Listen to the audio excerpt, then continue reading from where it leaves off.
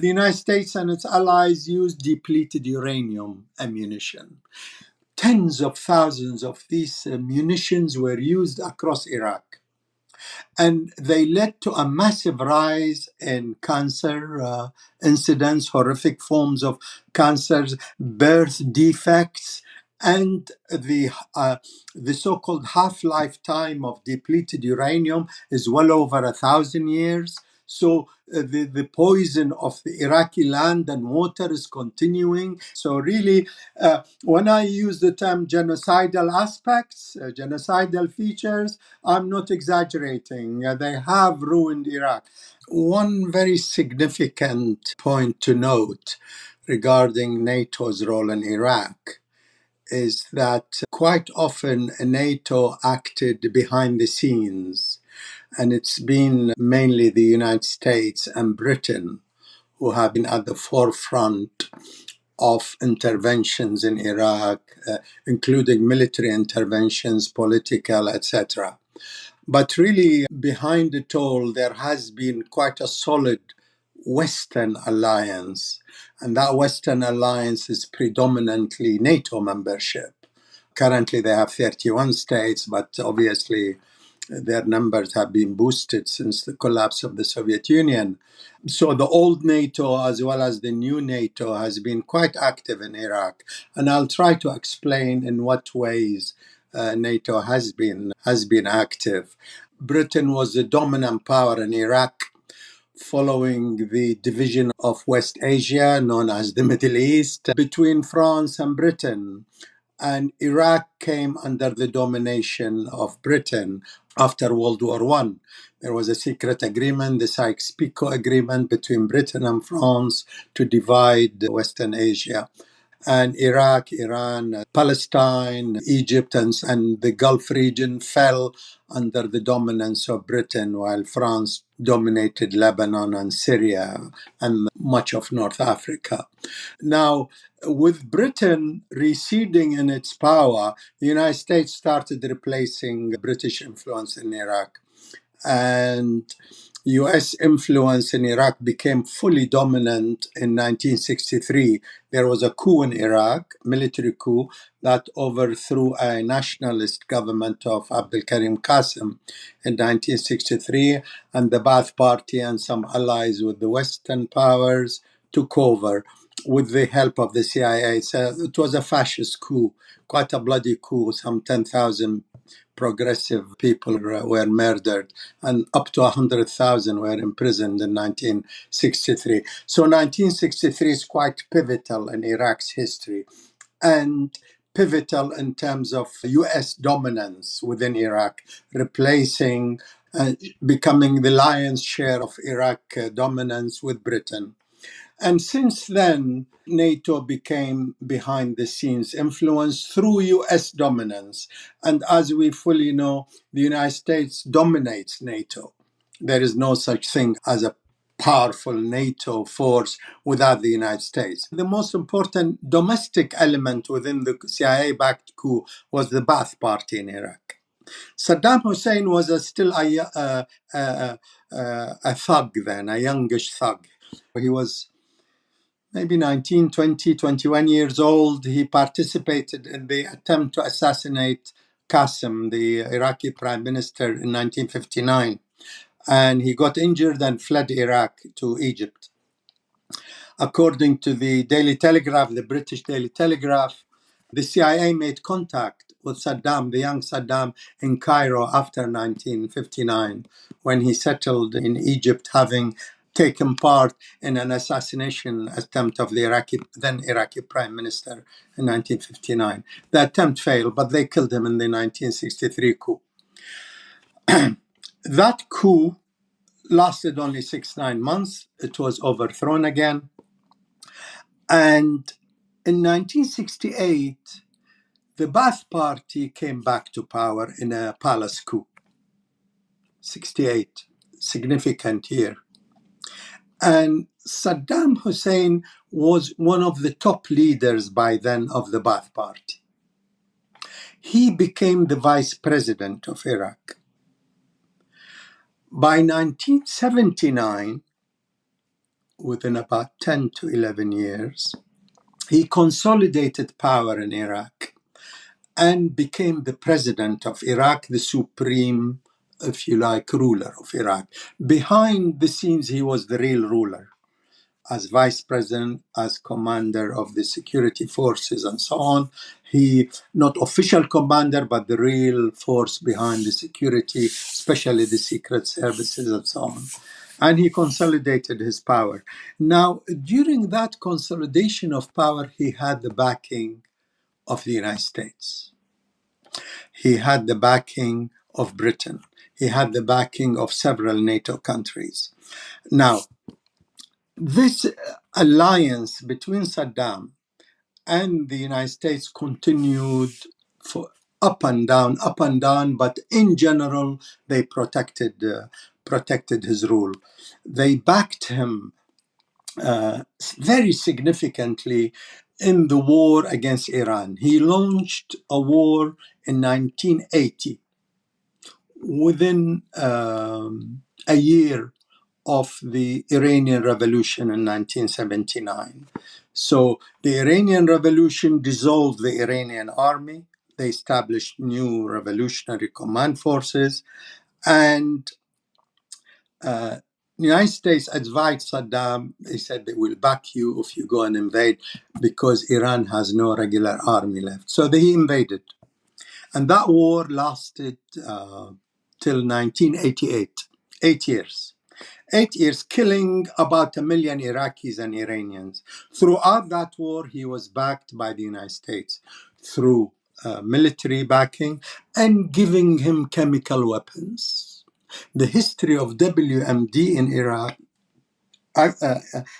active programs, was activated in a big way during the Iran-Iraq war. Rumsfeld visited Iraq a couple of times, and he actually met Saddam, and this is well documented, during the time when Saddam was using chemical weapons against the Iranian cities. That war, as I said, lasted 8 years with the full backing of the United States. The United States were not backing Iraq for the sake of the Iraqi people or even for love of Saddam. They wanted that war to continue to destroy both states, Iran and Iraq, weaken them, because the United States does not like strong local powers. Even if those local powers are allied to the United States, they like them to be under control and under domination. They don't like them to become too strong. So this backing of Saddam, and even the invasion of Kuwait, by the way, in 1990, was with the blessing of the United States. The then U.S. ambassador in Baghdad met Saddam a week before the invasion of Kuwait. On 25th July 1990, she was an articulate Arabic speaker. She spoke Arabic very well. She was former U.S. ambassador in Kuwait. She met Saddam on 25th July 1990. A week later, 2nd August, Saddam invaded Kuwait. And during that interview, the full text of it was published by Iraq, and the long extracts of it were published in New York Times. She told him verbatim that we do not interfere in inter-Arab conflicts and relations, giving him the green light to go and invade Kuwait. And it was a trap, obviously. They entrapped him in order to proceed, because during that time, during that year, before he invaded Kuwait, there were military exercises in the United States, led by General Schwarzkopf. Schwarzkopf became the overall commander of fighting Iraqi forces in Kuwait.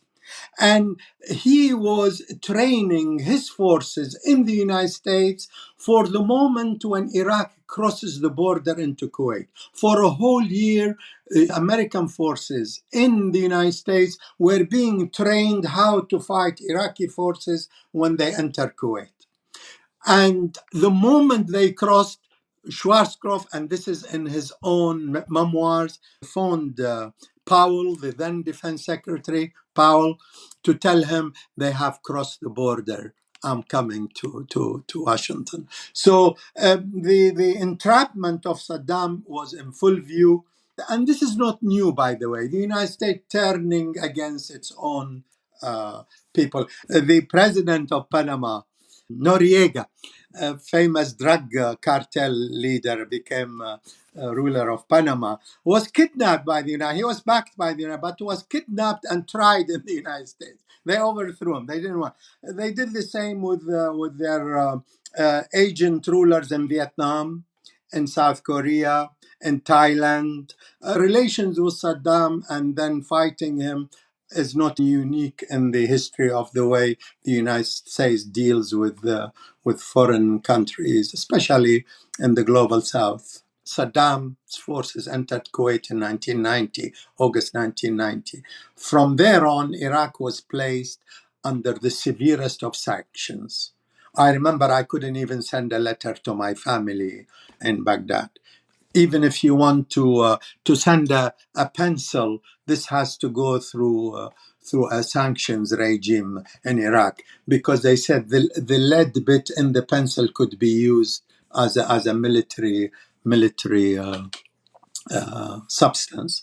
So the sanctions were very severe, and those sanctions lasting 13 years, from end of 1990, beginning 1991, to the invasion and occupation of Iraq in 2003, that's a good 13 years. These sanctions led to the death, according to the United Nations, of 500,000 Iraqi children, because they were so severe. Iraq was dependent on food supplies and of essentials, medical and so on. Unfortunately, despite its oil wealth, the regime did not have self-sufficiency in food or medical supplies and so on. So Iraqi children, Iraqi people suffered enormously. Madeleine Albright, who was permanent representative at the United Nations, who later also became U.S. Foreign Secretary, American Foreign Secretary, when she was asked, 500,000 Iraqi children have died through the sanctions, she replied, the price is worth it. Because the questioner told her, is the price worth it? She said, yes, the price is worth it. So the United States were fully aware of the genocidal impact of such sanctions. Sanctions are a form of war. They have, in the hands of the United States and Western powers, have become a very punishing, very severe form of war, because they lead to death. War leads to death and destruction. And these severe sanctions do lead to impoverishment, to deaths, to all manner of consequences harmful to local populations. The clearest example of what a siege type sanctions do is Gaza today. Israel has been putting Gaza under the severest of sanctions and forms of occupation since 1967, because they occupied Gaza in 1967. Most of the population of Gaza, by the way, overwhelming majority, are either refugees, Palestinian refugees from Palestine, or the descendants of those refugees, refugees of 1948 and refugees of 1967 war in Gaza. And these sanctions, starvation methods, and so on, kill people endlessly. And in Iraq, they killed 500,000 Iraqi children. 2003, they invade and occupy Iraq. And over 1 million Iraqis died within a short period of 5 to 6 years after the occupation of Iraq. Up to 1 million people. And this is well researched by a US medical team. Their data was published in the Lancet medical journal. They estimated at the time of publishing their research up to 650,000 Iraqis. By extrapolating their same method, it was well over 1 million by 2006-7. So really, this is a form of genocidal war leading to all manner of consequences. During the war, both the war in 1991, after the invasion of Kuwait, and the invasion occupation of Iraq in 2003, the United States and its allies used depleted uranium ammunition.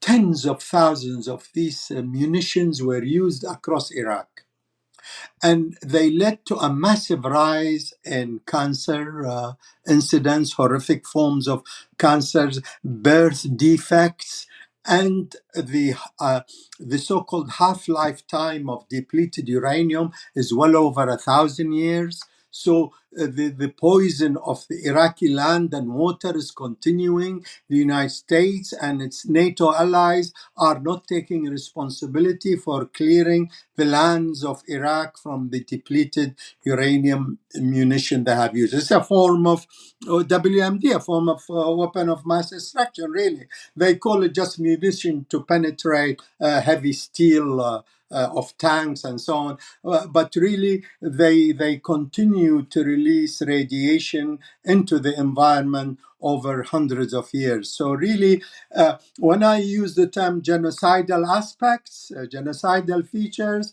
I'm not exaggerating. They have ruined Iraq. The health system in Iraq was quite a good health system because some of the oil money was spent on health, despite the fact that I think Iraq could have become a very well-developed country and so on. I blame the regime and Western influence in Iraq.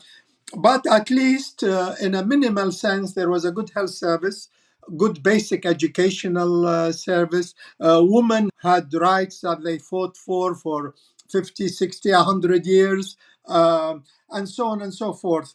All these were semi-destroyed. So when you look at Iraq today, uh, the footprints of U.S. led interventions in Iraq, the fight against the Iraqi people has been quite monumental and very damaging to the Iraqi people on all fronts. I was in Iraq in the summer, last summer, and really you go around Iraq, you see these new high-rise buildings and some highway roads and so on, newly built. But really, when you dig deeper, you'll see the enormous disparity in wealth that has appeared, with multi-billionaires emerging alongside severe poverty and a deteriorating health service, educational service, privatization. You probably heard of Paul Bremer. Paul Bremer ruled Iraq after the 2003 occupation. He was the official ruler of Iraq appointed by the occupation forces. He listed 350 state establishments in Iraq. He published them on the website, on the so-called Iraqi Provisional Government website that he led. 350 establishments, industrial and agricultural establishments, all state-owned. And they ran hundreds of agricultural and industrial establishments. And he created 3 columns. So he listed the 350 organs, and the 3 columns were headed close down, mothball, and sell. So destroyed the entire base of the Iraqi state's control over agriculture and industry, quite consciously, quite deliberately, because they wanted to create a so-called neocon heaven for the transnational companies and corporate capital to control Iraq and suck out its wealth and exploit its people. So really, the destruction is quite widespread. Political, economic, human rights level, on all levels. The impact of US-led interventions in Iraq have been quite horrific for the Iraqi people. We can see it in Ukraine today as well, where the United States calls shots as far as NATO is concerned. So if NATO intervenes somewhere, it has to be with the blessing of the United States. And if they don't intervene officially, then it's behind the scenes. The biggest role for NATO which was not announced or made official, was the invasion and occupation of Iraq in 2003.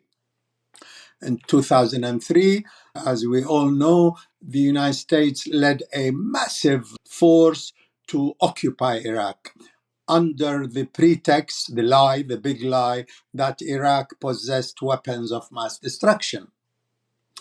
And in that massive invasion and occupation of Iraq, nearly all NATO countries took part, one way or the other, through symbolic forces, through large scale, up to few thousand soldiers, participations, advisory, intelligence, and so on. So nearly all NATO countries participated in the invasion and occupation of Iraq in 2003. That's obviously a historic pivotal moment in terms of US-led aggression and intervention. It followed the invasion of Afghanistan 2 years earlier in 2001, and then Iraq, and they were preparing to destroy 5 other countries, or 6 other countries, in fact. According to General Clark of the United States, he revealed that the Pentagon told him in 2001, on the eve of the invasion and occupation of Afghanistan, that the United States is planning to destroy 7 other countries, to invade or regime change 7 other countries, including Iraq, and ending with Iran.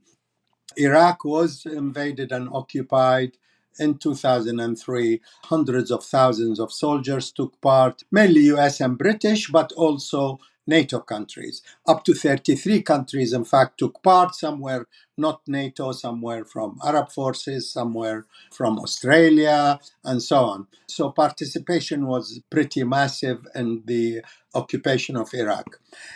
Officially, this is behind the scenes, if you like, or unofficial NATO intervention. NATO countries are intervening, but not under the official umbrella of NATO, issuing a statement of an operation. No, it wasn't like that. It was their member states that individually took part, with the obviously blessing or the orders of the United States sometimes. Now, in 2018, significantly, NATO officially became involved in Iraq. Officially meaning NATO issued a statement saying we are now officially invited to have a presence in Iraq. And that presence started with several hundred personnel, military and non-military personnel. There are no official exact numbers given by NATO, but observers note that it could be 2,000 to 3,000 NATO forces in Iraq. They have planted themselves in Iraq in quite a strong way. A so-called advisory role, so-called planning operations against so-called terrorism, and so on and so forth, training sessions, involvement with senior officers, security forces type in Iraq, to train them, to advise them, and obviously to have intelligence at work, their intelligence forces within Iraq. And that is continuing now. So NATO is in Iraq with the blessing of the United States, because of the US-led occupation forces in Iraq never really left Iraq. The predominant force, the majority of the forces, withdrew in 2011. By 2011, it became very clear that the United States was failing to crush domestic resistance to their presence in Iraq. They were suffering huge losses in Iraq, and they could not sustain direct occupation of Iraq. So they agreed with the Iraqi government to withdraw from Iraq, but they left a residual force, few thousand. They started with over 100,000, they reduced it to tens of thousands, then to 2,000 to 3,000. But they remained later on under a different umbrella, this time to fight terrorism, to fight ISIS, the so-called Islamic State, a terrorist organization, which if we have time we can talk about, and how the United States itself cooperated with ISIS and how they really encouraged it to invade parts of Iraq in 2014. So the US forces became very active in Iraq again under the umbrella of fighting ISIS and terrorist organizations as of 2014. So their residual occupation force was enhanced under the umbrella of fighting ISIS and terrorism, even though they themselves cooperated with these terrorist organizations, like they did also in Syria. So, what happened recently in the coup in Syria had certain connections with Iraq, especially that the new president of Syria, Jolani, or Ahmed al Shara, as his real name is, Jolani was deputy commander of ISIS in Iraq. He was the actual deputy of ISIS in Iraq. And there was a prize to capture him by the US forces. I think up to $10 million were offered on his head, but now he is the president of Syria with the blessing of the United States. So, this new way of presenting US forces in Iraq, plus the NATO forces, which are also in Iraq, so called to fight terrorism, has a synergy, a cooperation between the United States and the official NATO presence in Iraq under the umbrella of fighting terrorism. Really, when you look at the practice of NATO, and the most, if you like, recent, very public, very official role was the destruction of Libya under the name of protecting human rights and defending democracy in Libya. They actually moved in and destroyed the Libyan state, officially through bombardment and direct intervention. And look at what happened in Libya. It has gone back. Not that I am defending Gaddafi's regime, but really Libya as a state has not only disintegrated, but aspects of slavery came back to Libya, selling human beings in the markets, and the thousands of people who tried to flee Libya into Europe and so on. So they destroyed Libya. Unofficially, they were present. They are present in Syria. Syria was destroyed unofficially, and now officially intervened in Iraq and destroyed Iraqi state. Unofficially and a bit officially in Afghanistan and so on. Wherever you look, they have been a force for violence, for interventions, for actually fighting democracy, because a lot of these countries, their populations were struggling to establish genuine, domestically driven democratic forces. That was true in Syria, true in Iraq. I mean, the overthrow of the Iraqi government in 63, the overthrow of Iranian government in 53, and so on. You could see US-led hands and, in consequence, NATO's hands present in a lot of the violence in the world. Really struggle to find a case where NATO has genuinely intervened to defend human rights, to establish proper peace, and so on, or to defend peace. On the contrary, their practice is quite disturbing in terms of the violence they cause, the death and destruction. Even Ukraine today, they have decided to expand NATO eastwards towards the old Soviet Union, Russian Federation. Later on, they promised Russia not to advance NATO 1 inch through an agreement with Gorbachev at the time, who dissolved the Soviet Union and so on. But they immediately started expanding and pushed Ukraine to join NATO, pushed Ukraine to establish military presence, NATO and American presence in Ukraine. And they are fighting a proxy war. They are using the Ukrainian people as cannon fodder in their plan to expand NATO. And they are adamant not to really encourage a peaceful resolution. This is a conflict that could lead to World War. In terms of cooperation between the United States and behind the scenes NATO with terrorist organization and ISIS, this is now fully documented through the exposure of the Clinton emails and how Clinton and her advisor at the time were talking about encouraging these Al-Qaeda linked organizations in Syria and in extension, obviously, in Iraq, because between Iraq and Syria, Al Qaeda had one organization, then they split up and the Iraqi branch wanted to control the Syria branch. That failed, and the Iraqi branch later became known as ISIS. But it is the continuation of Al Qaeda in Iraq.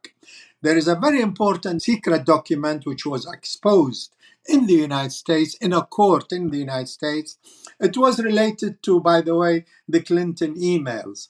But while they were doing that, the court authorized the release of a very important document by the DIA. It's the overall umbrella overlooking all intelligence and security apparatus in the United States. Quite important. The head of that organization issued a document, advisory document to the US government, and in it, he states, the document is dated 2012, 2013. That's a year before ISIS actually invaded Iraq. They had secret cells in Iraq, continuation of their Al Qaeda presence. And in that document, the DIA document, it states very clearly that the United States and Western powers, referring to obviously NATO, their interests are coinciding with Al Qaeda's presence in Syria and in Iraq. And that the aim of these forces, these terrorist organizations, he doesn't call them terrorists, is to establish a principality, a state. And he says that the establishment of such a state coincides with our interests, advising that this is the clear message. Kissinger, before him, also stated that in the conflict with Iran and with what he called the Shia forces, the Al Qaeda and so called Sunni extremist organizations are the lesser evil. Clear implication of a strategic assessment by Kissinger that these terrorist organizations are serving US strategic interests. More obviously and openly, Israeli involvement with US blessing, especially in Syria. After 2011, with the mass demonstrations in Syria calling for more democratic rights, Western powers, Gulf states, Saudi, Qatar, the Emirates, providing billions of dollars, and the United States and NATO establishing headquarters in Turkey to train personnel to send them to Syria. Up to 80,000 fighters were sent into Syria, mostly aligned with Al Qaeda, from Chechnya, from China, from over 88 countries. They flooded Syria, trained in Turkey, a base in Turkey, a command center in Turkey, manned by the United States, Britain, and some other NATO countries to send fighters into Syria. And these fighters were aligned with Al Qaeda, and they have eventually taken over Syria as we know today. So in 2014, when Al Qaeda forces under the umbrella of ISIS became strong enough in Syria, establishing an actual so called state in Syria, they invaded Iraq. They invaded Iraq with the blessing of the United States. For several months, Iraqi government called on the US for help. The United States refused to help until few months later, when ISIS decided to expand further into Kurdish territory.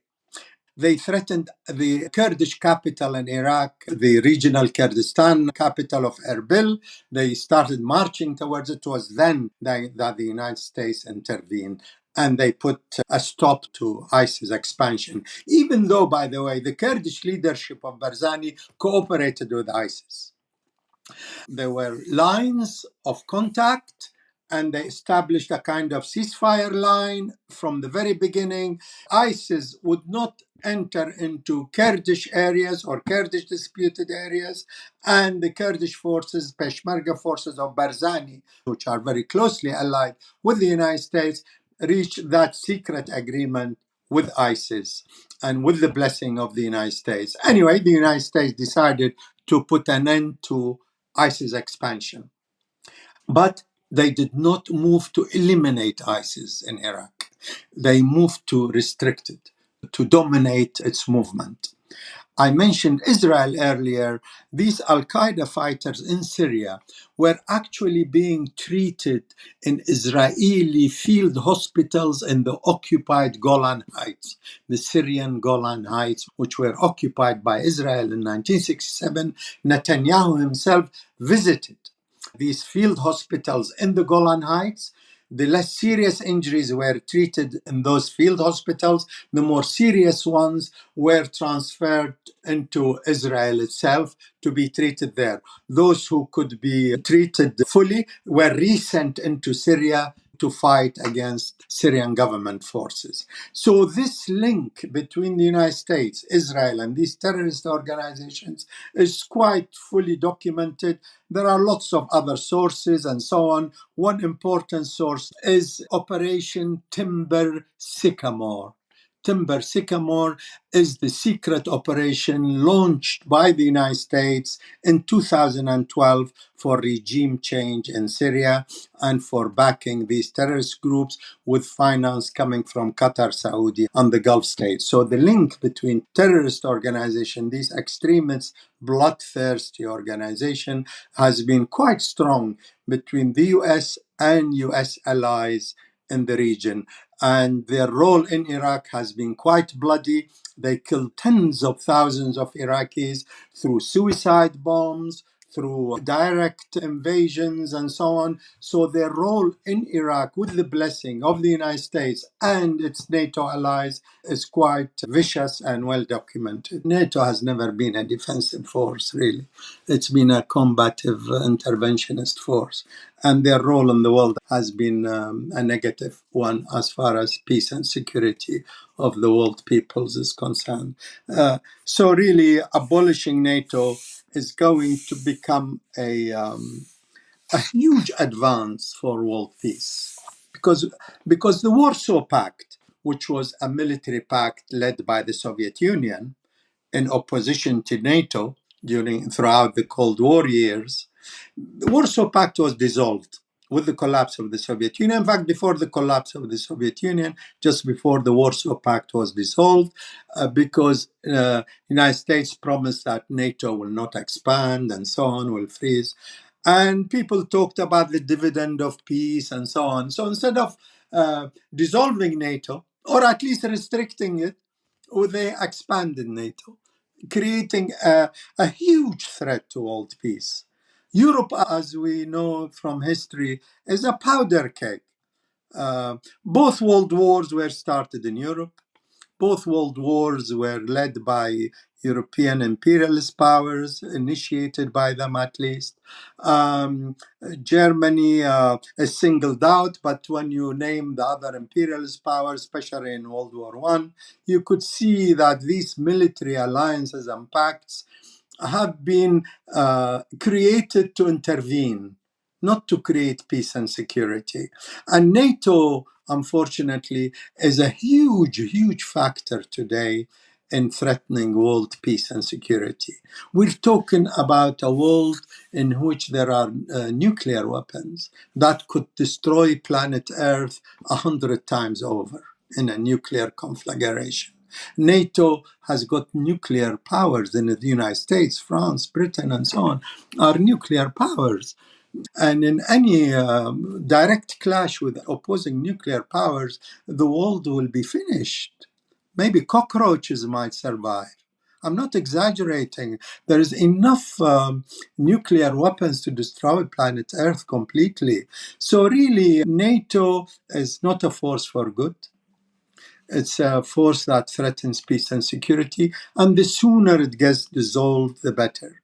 They don't even want to announce that they will not be the first to initiate use of nuclear weapons. Neither the United States or NATO don't want even to utter these words. They are words on paper only.